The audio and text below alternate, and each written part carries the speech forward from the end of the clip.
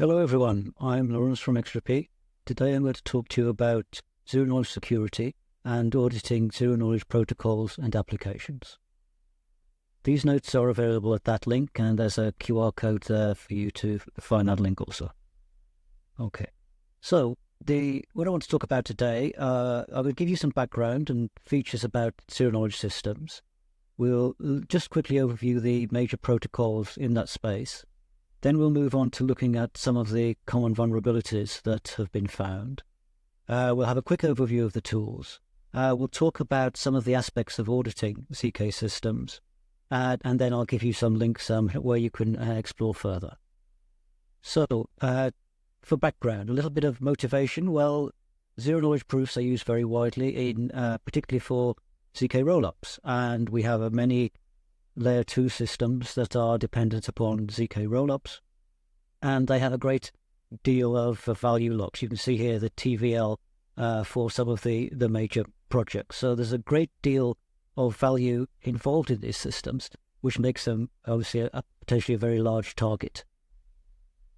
Now, ZK generally is worth thinking about how it is used. So there are really two aspects, and sometimes you may think, well, it's all about computational integrity, and sometimes you think it's all about privacy. What I mean by computational integrity is that we can use it to prove that a particular computation has been done correctly. So with ZK rollups, we are showing that the execution of a transaction or a batch of transactions was done correctly on the layer 2. Privacy, this is another aspect that is sometimes used, sometimes not used. So we can have private inputs to computation, and the zero-knowledge proofs will preserve that privacy. But as I say, it's not always used. For example, on StarkNet, all the information is public, so they just kind of don't use that aspect. If you're new to ZK, the essential things you need to think about are that a ZK application or the protocol is an interaction between a prover and a verifier. So the prover has made some claim, and they want to create a proof that will convince the verifier that their claim is true. And so there's a process that we go through, and we check the claim in a certain way and do a number of transformations, which ends up with producing a proof. That proof is sent to the verifier, and the verifier then should be able to make a decision as to whether that proof is correct or not. The zero-knowledge aspect comes in that when the verifier has made that decision, they should only gain one piece of information, and that is whether the proof is correct or not. They shouldn't find out anything else, particularly if the prover had some secret information, some secret input to the computation. The verifier cannot find that out. Okay. Now, if you read about these systems and you see audit reports, we'll come on to this later, you'll see certain terminology, and there are some essential properties that a ZK system needs to have. The first one is called completeness, and this is the idea that if we have an honest prover and they supply a correct proof, then that will be accepted by the verifier. So this is really the everyday path, the happy path that the prover can create a proof, it's a correct proof, and that will be accepted.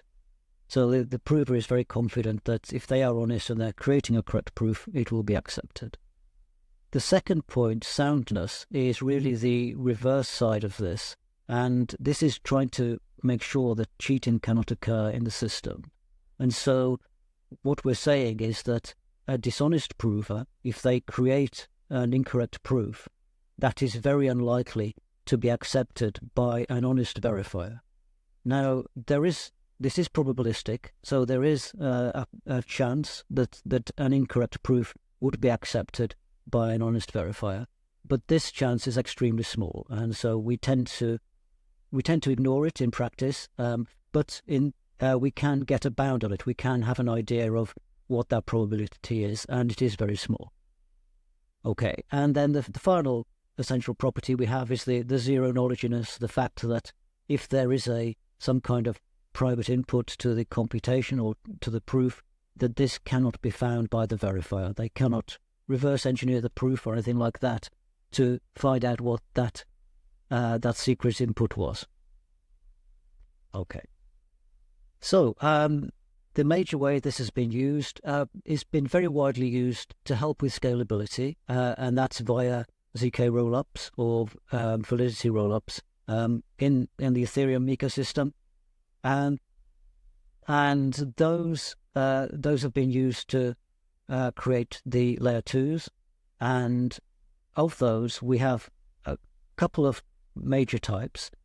We have some that are compatible to some extent with the Ethereum virtual machine, and so these are known as the zkEVM protocols.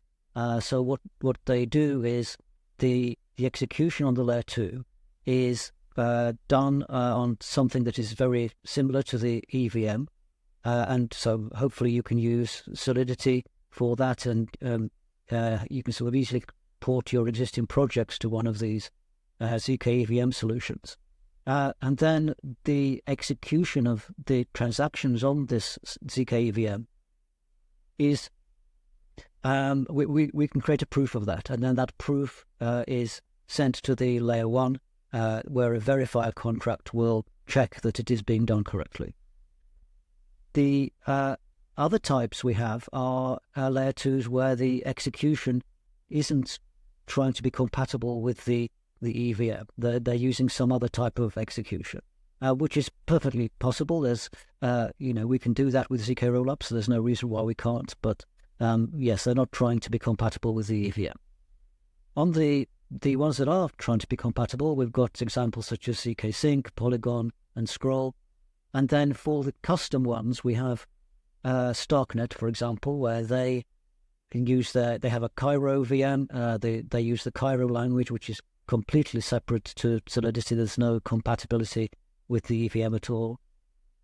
Also, Aztec, in the current version or the upcoming version of Aztec, is taking quite a different approach to execution. Although there is interaction with the EVM, they also have a thing called a private execution environment. So this is a little different as well.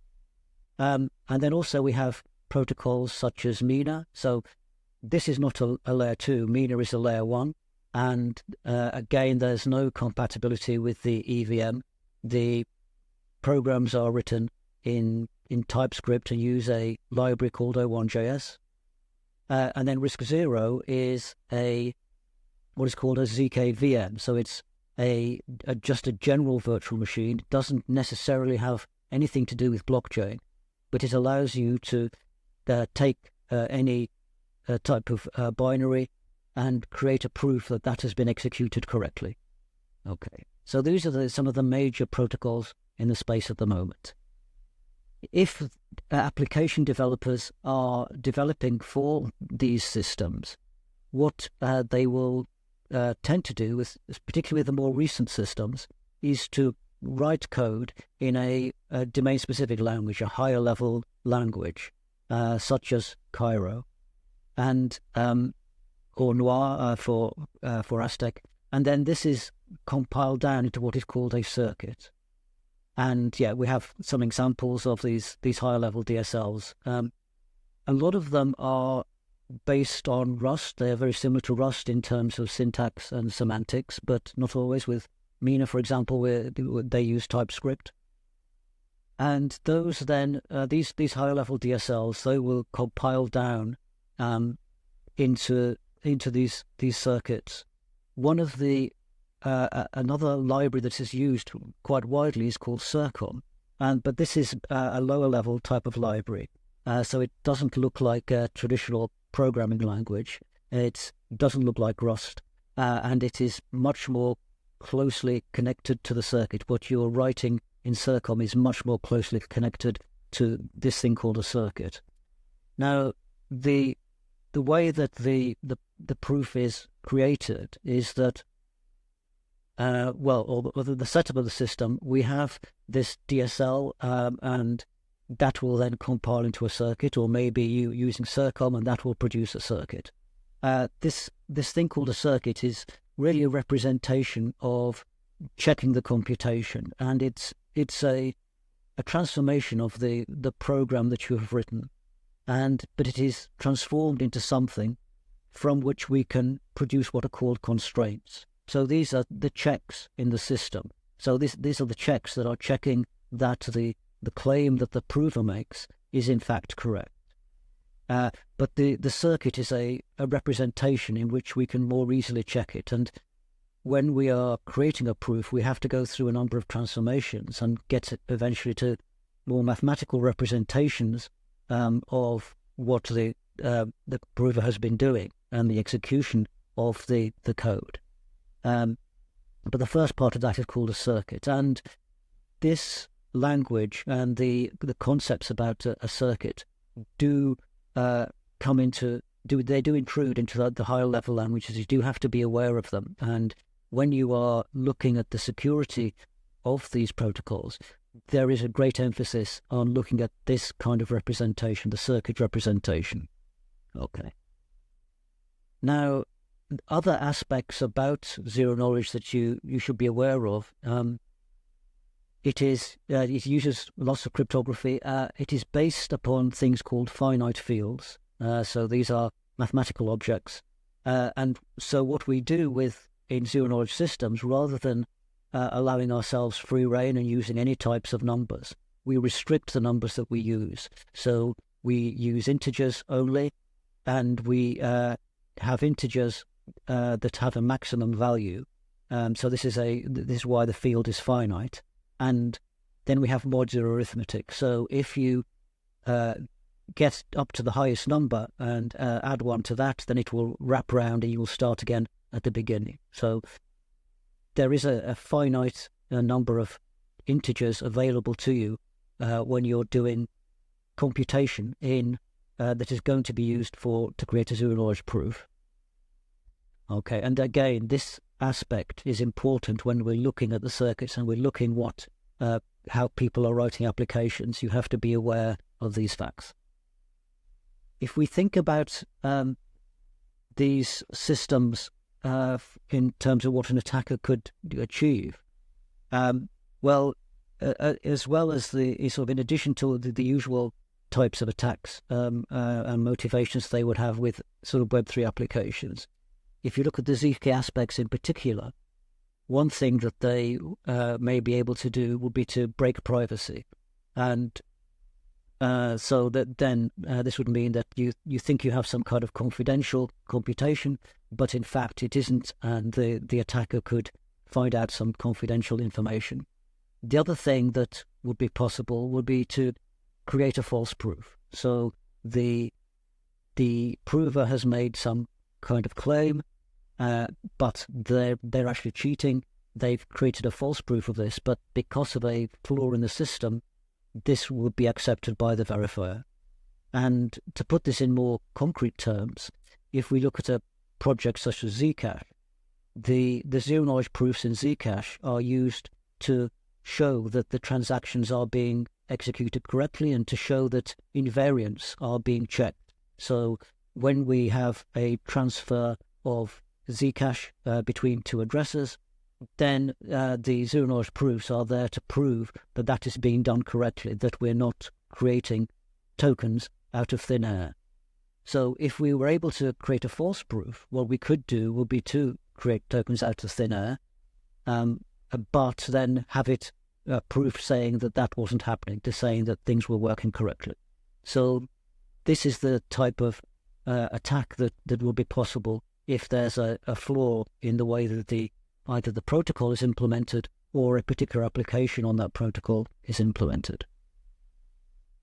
Another aspect to think about when we're thinking about ZK systems and applications is that I think that because of the very rigorous mathematics involved and the fact that these are called proofs and really the design of ZK proofs and what they can achieve, people are much more trusting of them, and they're therefore more likely to take risks in the applications.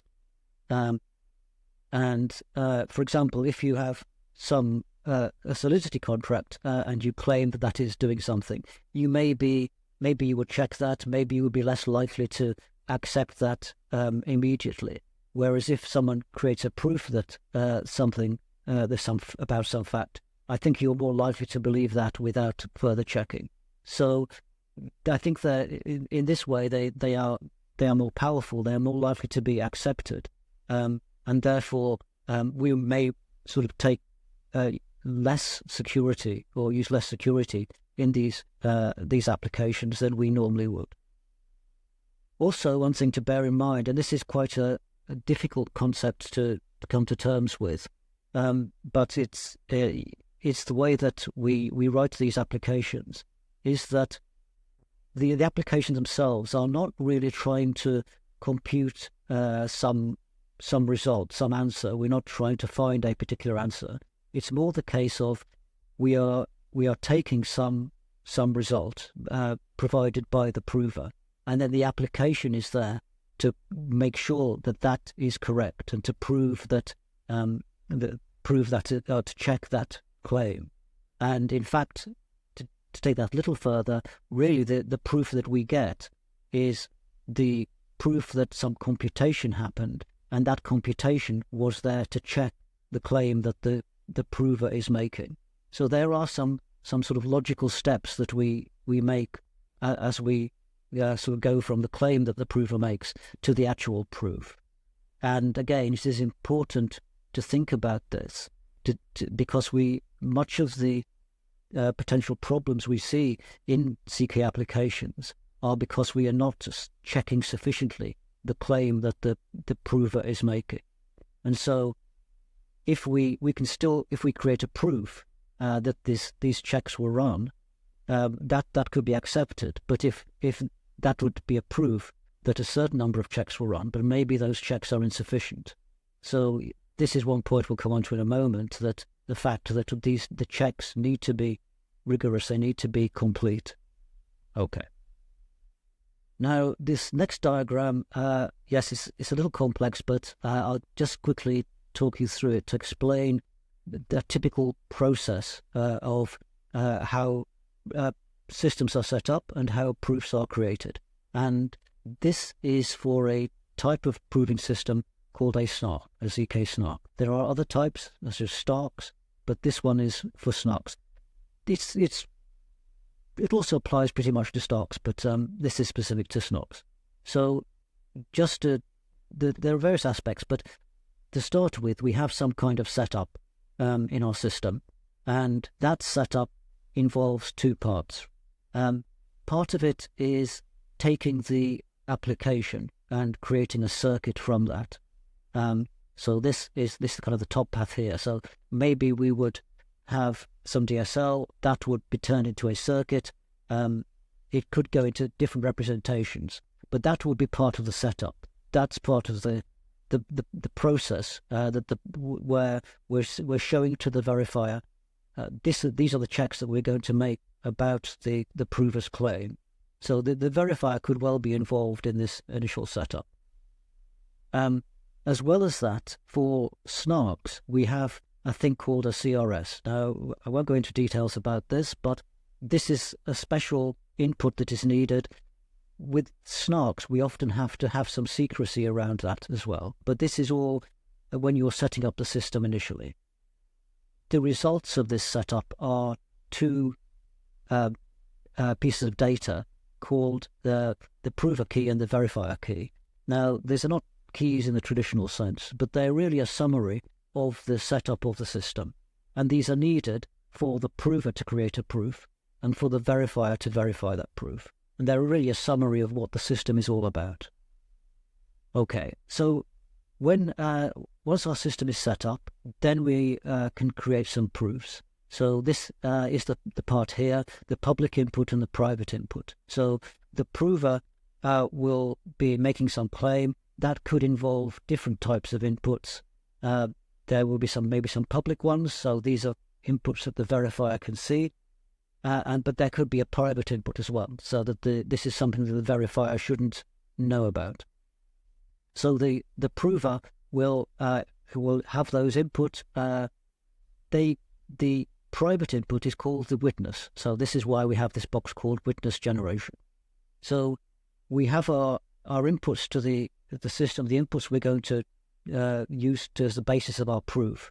And we do this witness generation. The reason this has its own box here is because this part can be quite complex, particularly if the witness, for example, is the details of some program that is run, some execution. So, for example, on the layer 2 with the ZK rollups, the witness could be the execution that happened when one of these transactions was run on the system. So it can be quite a complex part. But either way, that is the witness.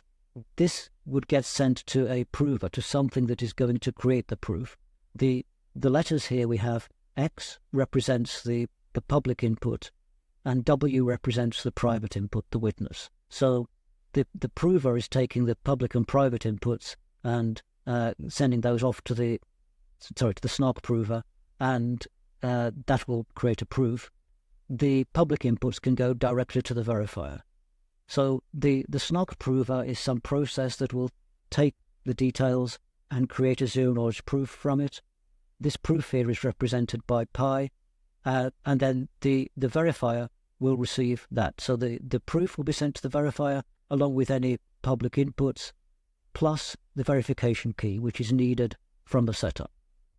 Given all of that, the verifier will be able to decide whether the proof is correct or not. And then they may pass that information on to other applications. But the essential process really ends with the verifier making the decision whether the proof is correct or not. Okay. Now, where do we get problems? Well, this table is of a number of bugs that were found. They came from different places. You can see the audit reports, bug trackers, and disclosures.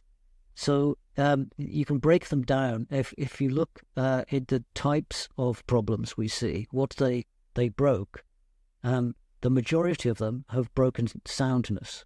Some broke completeness, some broke zero knowledge. So if you go back to the points we have up here, the soundness being broken, this is the most common way that the zero knowledge systems will get broken. So what this means is that we are seeing the possibility that a dishonest prover could create a false proof, and then that would be accepted. So obviously that this is a serious thing to happen. Okay. The completeness, less, we're seeing that less. That just means that there's a possibility that a correct proof wouldn't be accepted. And then the zero knowledge part, this is to say that there was a leak, the privacy has leaked some way. And if you look at where these problems happened, the majority of them, as you can see, were in the circuit. The way that the circuit was written, whether that's because of the way it came from a DSL, or maybe it was from the Circom, a lower level way of writing circuits. But that the way of writing the circuit has got a flaw in it, and that's an area that we tend to concentrate on when we're auditing these types of systems. Okay. Now I'll take you through just a couple of examples. If you follow some of the links and look at some articles about this area, the majority of them, when they're showing vulnerabilities, they show vulnerabilities in Circom. So this is the low-level language. We are at a fairly early stage, and we haven't really seen enough examples in the domain-specific languages, in the higher-level languages. But I'll just take you through this. I appreciate you may be new to Circom, you may not understand how to read this, but this is an example of what is called an under-constraint circuit. Really, this is one of the major problems that you will see in this area. And the idea is that the prover has made some claim, and the circuit is there to check this claim.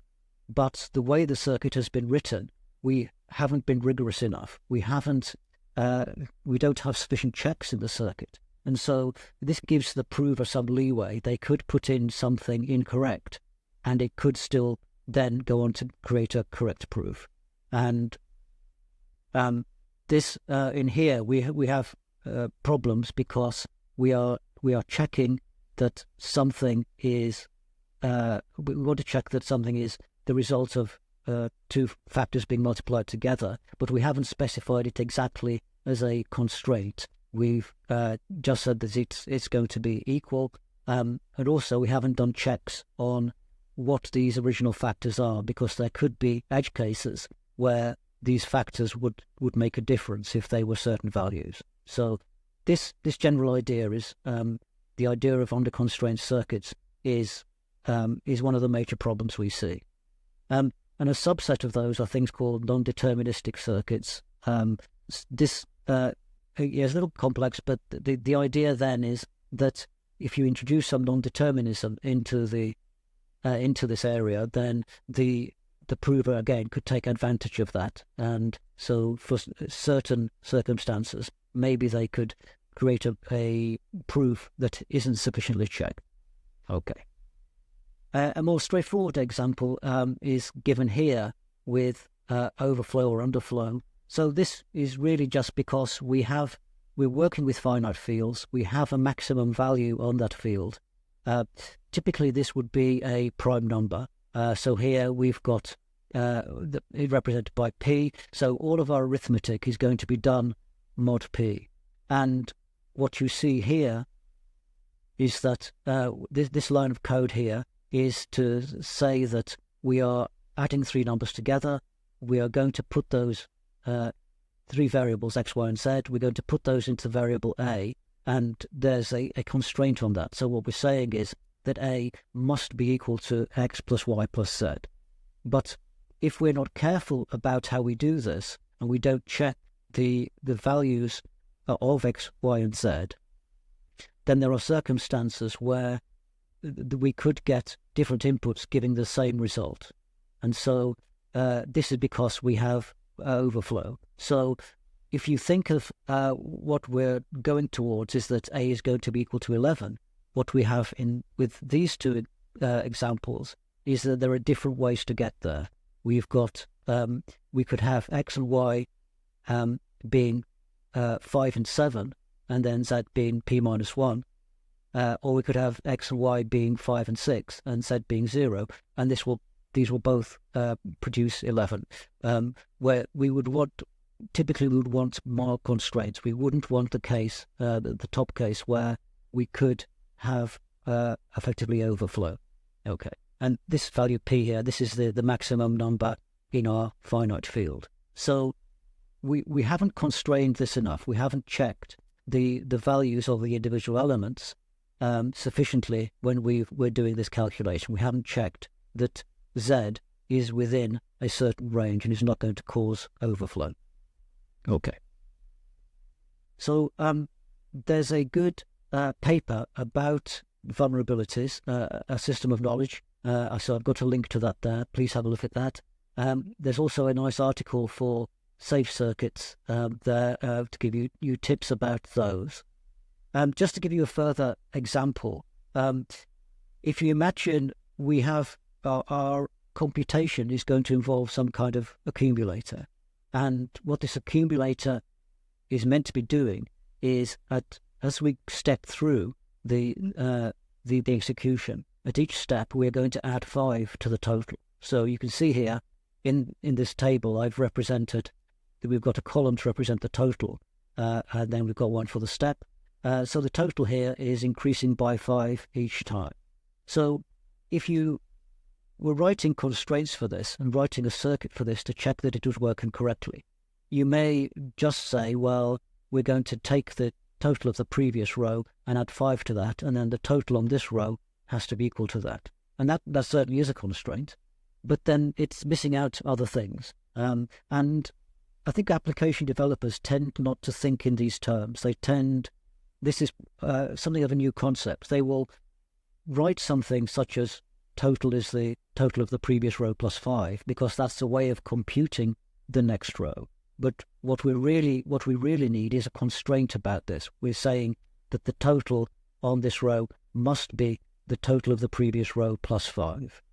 And then we need other constraints as well to say that this is being done correctly. So, for example, you should really say, well, what is the starting point? And that in the first step, our total must be 0. So that would be a constraint. Maybe you would have an ending point check as well, and saying what the total should be at the end. And then also you could have range checks to make sure that we, when we're adding these numbers, that we haven't got overflow or underflow. Overflow, I guess, because we're just adding. So you would be checking that the values that you are adding are within the correct range. So all of these are extra things that application developers may not initially think of, but which are very important. Okay. If you want some tools to help with this, there are some available. You can see here, this is just a little table to show you what they check for and how do they do that. Some of them are using formal verification, some static analysis, as you see here. And then they can check for under-constrained code, over-constrained code, or computational error. I haven't really mentioned these last two, but over-constrained code is really the opposite of the under-constrained. We tend not to see it as much, but it could still be a problem, because if you have too many constraints in your code, it could be that actually they're an honest prover with the correct inputs couldn't actually create a correct proof because the constraints are preventing them from doing that. So it's really quite a balancing act that you need to get, or for the application developer, to get the constraints correct. Okay, so going on to how we can audit these systems.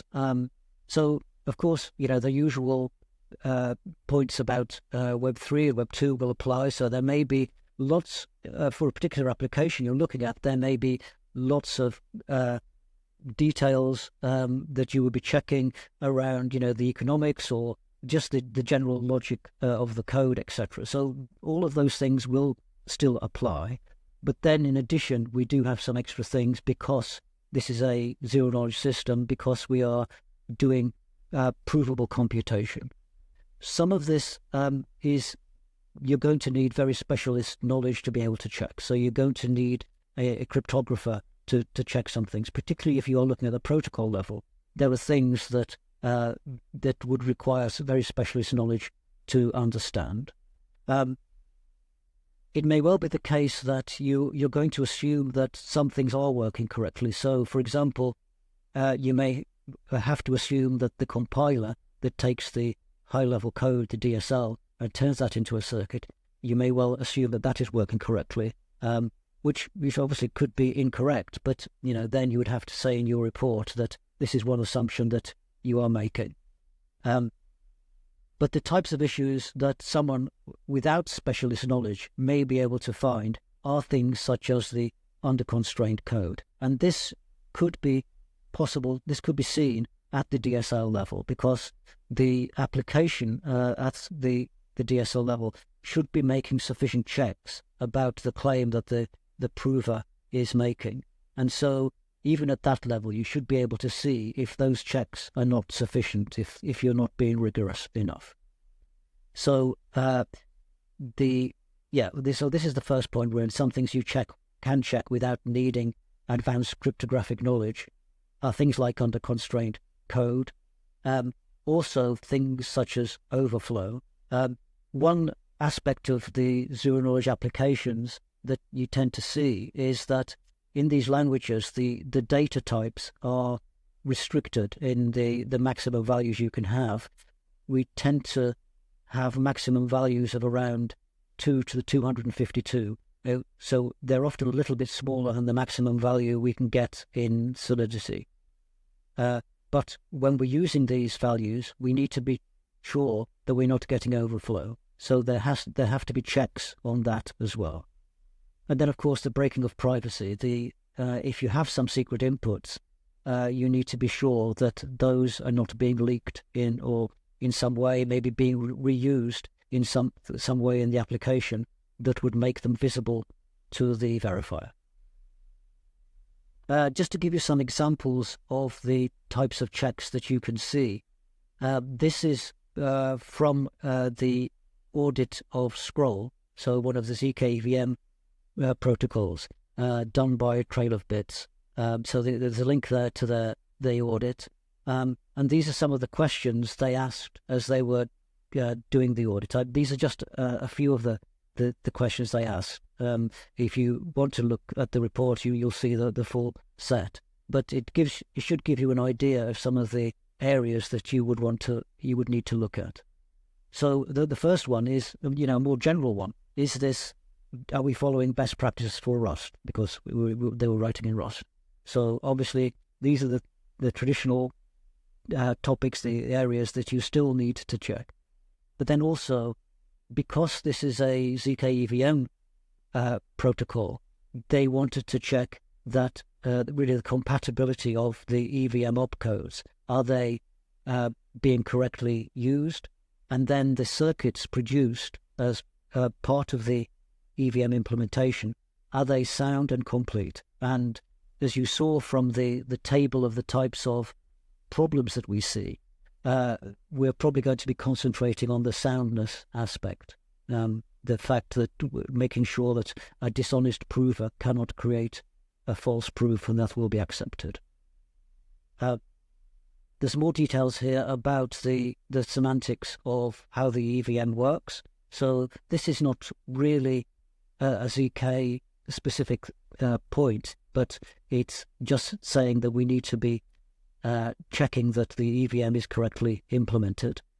The point here of lookup tables, so lookup tables are a zero-knowledge feature. When we are writing circuits, one optimization that we can use is to introduce a thing called lookup table, where we put in some hard-coded values, and this is often more performant than trying to calculate something. But of course, if you do that, then you need to make sure that the values that are provided, these hard-coded values, are the correct ones, that they are in the correct range, that they are being used correctly, that a malicious prover couldn't somehow manipulate them to create a false proof. So there would need to be lots of constraints about those. This point here about the malicious prover, could they input some execution which would produce the same transition, but from different inputs? So this would be an example really of non-determinism within our circuit. So we would need to check that. Can the malicious prover convince a verifier that the state that has been reached by the EVM is different to what has actually happened? So again, this is really a mixture, I guess, of ZK, but also understanding how the EVM works. The way the constraints are built, so this is to do with the way that they are built and the circuit is created. Is that working correctly? Do we actually get the correct constraints in the circuit that we are expecting? Are opcodes working correctly? Are those when we that means not only is the opcode itself doing what it should be doing, but are we using the correct opcodes? Are we actually reading the bytecode correctly and stepping through the bytecode in the correct way? Of course, we should be looking at error states as well, whether that means that we have produced an error when we shouldn't, or we haven't produced an error when we should. We need to check that. This point here about the read-write table constraints and the memory constraints is to do with the memory part of the EVM. And when we use that and put items in memory, we do special, or we should be doing special checks to make sure that the item actually is within memory. When we have written it there, we need to make sure that it's been written correctly. Or if we're reading it, we need to make sure that has been read correctly. So there is a lot of rigor that has to go in when we're checking these applications, much more than you may expect when you're writing a traditional application. this next point, the Fiat-Shamir transformation, Fiat-Shamir is a heuristic that is used to take interactive proofs and make them non-interactive. And this is a common process that is used by all types of zero-knowledge proofs. This needs to be implemented correctly and securely, and there were certainly examples found where this hadn't been done, and again this would have allowed the prover to get an incorrect proof accepted by the verifier. So this is more maybe at the cryptography level and the protocol level, but there are guidelines around Fiat-Shamir to explain how it should be implemented, and there have been papers written to show where that was done incorrectly. So this next point is just a general one, though, yeah, we need soundness and completeness for our circuits. Also, if we have precompiled contracts, they obviously also need to work correctly and be complete and sound. So hopefully that gives you some idea of the types of things that were being checked in an audit of a ZK protocol. So just to finish off, if you would like to find out more, the Extropy, we run courses about auditing. We're going to run one this weekend. If you want to sign up for that, please follow this link here. Go to cryptoaudit.ninja and you can sign up for that. That course is quite practical. It concentrates more on Solidity and Ethereum. Rather, it's not specific to ZK, so it's more of a traditional audit course. But also as a company, we are auditors and we audit mainly Solidity, but also Cairo, and we're about to start auditing Mina as well. So Mina have just introduced smart contracts, and we're going to see applications on their mainnet, so we're about to start auditing with them as well. There are details of our social media if you would like to get in touch with us. There's also an invite to our Discord server. If you join that, then you'll also get notifications when we create new courses or we have resources in this area. And the QR code there will bring you these notes. Okay, that's everything. I hope that was useful for you. I hope you enjoyed that. Thank you for your attention. I hope you have a good week, and I hope to speak to you all soon. Thank you. Bye-bye.